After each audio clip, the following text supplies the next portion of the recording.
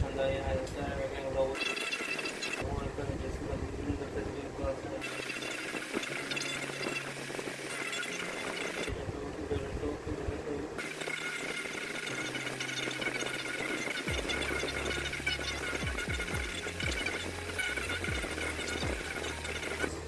সময়টা যে কোন দিক দিয়ে চলে যায় ভালোই লাগে না, পড়তে বসলেই মনে হয় যেন সময়টা চলে যেতে।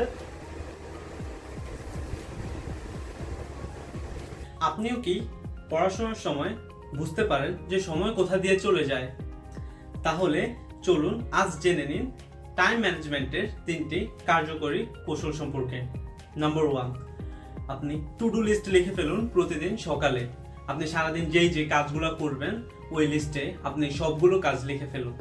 এতে আপনি পরিকল্পিত থাকবেন এবং আপনার কাজগুলো করার চান্স প্রায় অনেকাংশেই বেড়ে যাবে। নাম্বার 2, পোমোডোরো টেকনিক অনুসরণ করুন। এতে অর্থাৎ 25 মিনিট পড়াশোনা করুন এবং 5 মিনিট ব্রেক নিন। এতে আপনার মনোযোগ বাড়ে এবং পড়া মনে থাকে। নাম্বার 3, সোশ্যাল মিডিয়ার ফাঁদ এড়িয়ে চলুন। অর্থাৎ আপনি যখন পড়তে বসবেন তখন আপনার ফোনটি সাইলেন্ট করে একটু দূরে সরিয়ে রাখুন।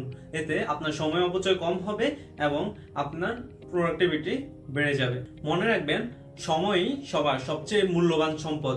আজ যদি আপনি সময়কে নিয়ন্ত্রণ করতে পারেন, আগামীকাল এই সময়ই আপনাকে সফলতা এনে দিবে। তাই সময়কে সম্মান করুন এবং নিজের ভবিষ্যৎ করুন।